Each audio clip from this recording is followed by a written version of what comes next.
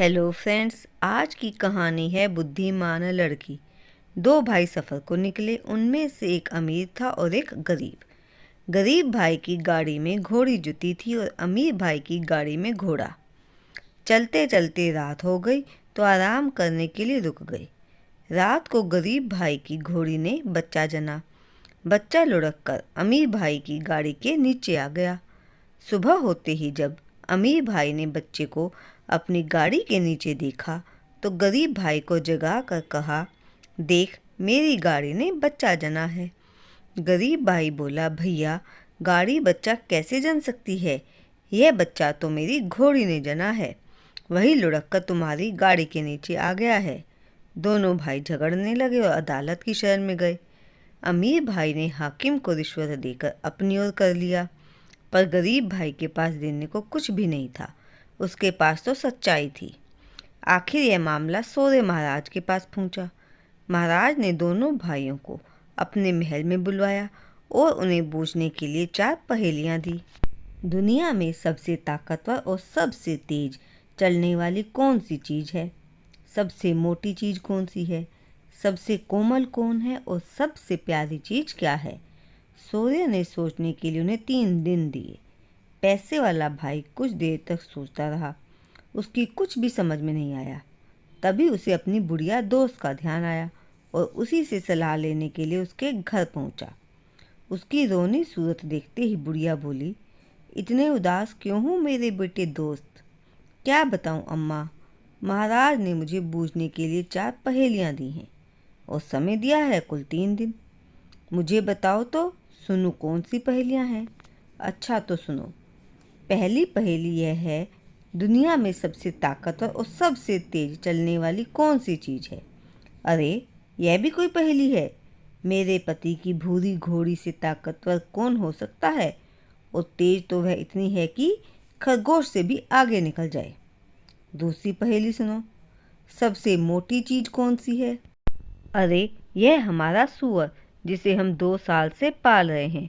वह अभी से इतना मोटा हो गया है कि अपने पैरों के बल खड़ा नहीं हो सकता। तो तीसरी पहेली सुनो। दुनिया में सबसे कोमल चीज़ क्या है? पैरों का बिछोना। जाहिर है उससे अधिक कोमल और किस चीज़ की कल्पना की जा सकती है? अच्छा, अब आखिरी पहेली भी सुन लो। दुनिया में सबसे प्यारी चीज़ कौन सी है? मेरा पोता इवानुष्का, वही है सबसे प्यारा।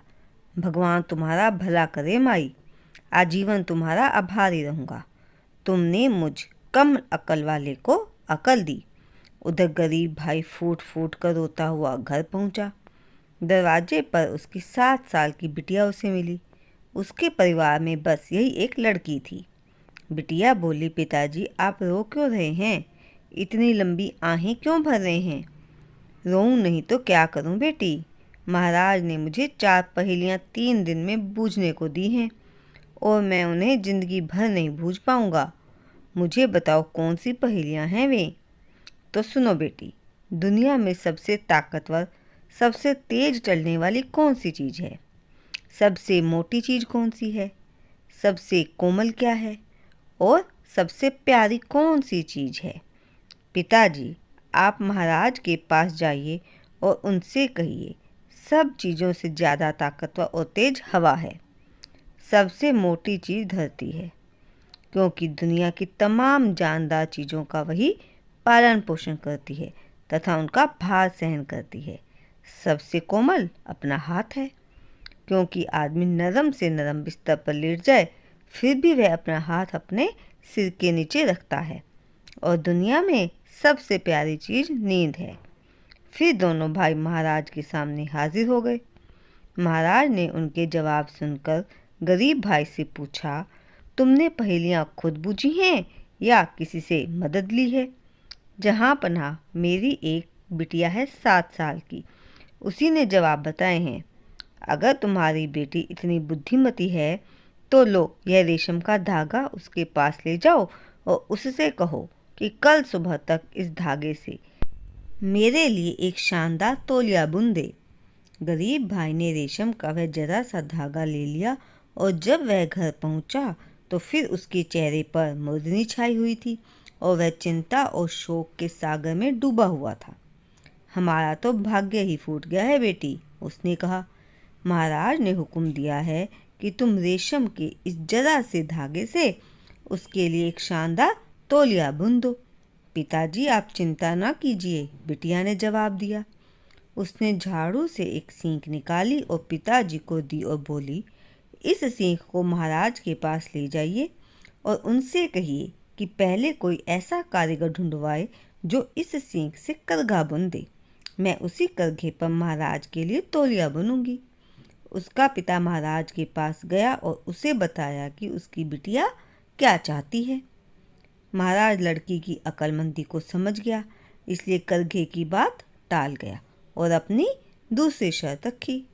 गरीब आदमी को 150 अंडे देते हुए बोला, यह अपनी बेटी को देना और उससे कहना कि कल सुबह तक इन 150 अंडों से चूजे तैयार कर दे। गरीब आदमी घर लौटा तो पहले से भी ज़्यादा दुखी और निराश नजर आ रहा था। अब क्या होगा बेटी, एक मुसीबत टलती है तो दूसरी झट से आ खड़ी होती है। इतना कहकर उसने महाराज का नया आदेश सुना दिया। दुखी ना होइए पिताजी, 7 साल की बिटिया ने कहा। लड़की ने सारे अंडे घर में खाने के लिए रख लिए। वह अपने पिता से बोली, आप महाराज से कहिए कि चूज़ों के लिए एक ही दिन में उगा हुआ दाना चाहिए। खेत जोतकर उसमें दाना बोना होगा और उसे काट कर दाना निकालना होगा। तो यह सब काम एक ही दिन में पूरा हो जाना चाहिए, नहीं तो चूजे उसे छुएंगे भी नहीं। महाराज मन ही मन लड़की की अक्लमंदी का लोहा मान गया, पर बोला, अगर तुम्हारी लड़की इतनी बुद्धिमती है तो उससे कहना कि कल सुबह वह स्वयं यहाँ आए, मगर इस बात का ध्यान रखे कि वह ना तो नंगी हो और ना कपड़े पहने हो, ना तो पैदल हो और ना ही घोड़े पर सवार हो, ना कोई भेंट लेकर आए और ना ही बिना भेंट के आए। गरीब आदमी ने सोचा, बस अब मारे गए, यह काम तो मेरी बेटी भी नहीं कर पाएगी। बिटिया बोली, दुखी न होइए पिताजी, जरा शिकारियों के पास जाकर एक जिंदा खरगोश और एक जिंदा तीतर ले आइए। तो उसका बाप एक जिंदा खरगोश और एक जिंदा तीतर खरीद लाया। अगले दिन मुंह अंधेरे ही लड़की ने सारे कपड़े उतार दिए और मछली पकड़ने का जाल ओढ़ लिया। तीतर हाथ में लिया और खरगोश पर सवार होकर महाराज के महल की ओर चल दी। महाराज उसे महल के फाटक पर मिला। लड़की ने महाराज को झुककर सलाम किया और बोली, महाराज मैं आपके लिए भेंट लाई हूँ। इतना कहकर उसने तीतर को आगे बढ़ाया। महाराज तीतर को लेना ही चाहता था कि वह फुर से उड़ गया। बहुत ठीक, महाराज ने कहा, मैंने जैसा हुक्म दिया था तुमने बिल्कुल वैसा ही कर दिखाया। अब तुम मुझे बताओ, तुम्हारा बाप तो गरीब है, फिर तुम लोग अपना पेट कैसे भरते हो?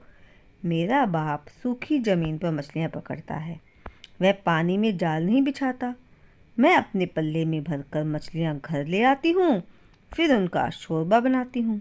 मूर्ख लड़की, सूखी ज़मीन पर मछलियाँ किसने देखी हैं? वह तो पानी में रहती हैं। जहाँ पनाह, आप तो बड़े बुद्धिमान हैं। लड़की ने व्यंग्य किया। आपने क्या कभी गाड़ी को घोड़े का बच्चा जनते देखा है? गाड़ी नहीं, घोड़ी बच्चा जनती है। उसके बाद महाराज ने घोड़ी का बच्चा गरीब भाई को दिलवा दिया। लड़की की बुद्धि को देखकर महाराज अत्यंत खुश हुए और सोने चांदी से भरी एक पोटली उन्हें दी। वे गरीब भाई और उसकी बेटी खुशी खुशी अपना जीवन व्यतीत कर रहे हैं। तो दोस्तों, आपको मेरी कहानी कैसे लगी मुझे कमेंट बॉक्स में ज़रूर बताइएगा।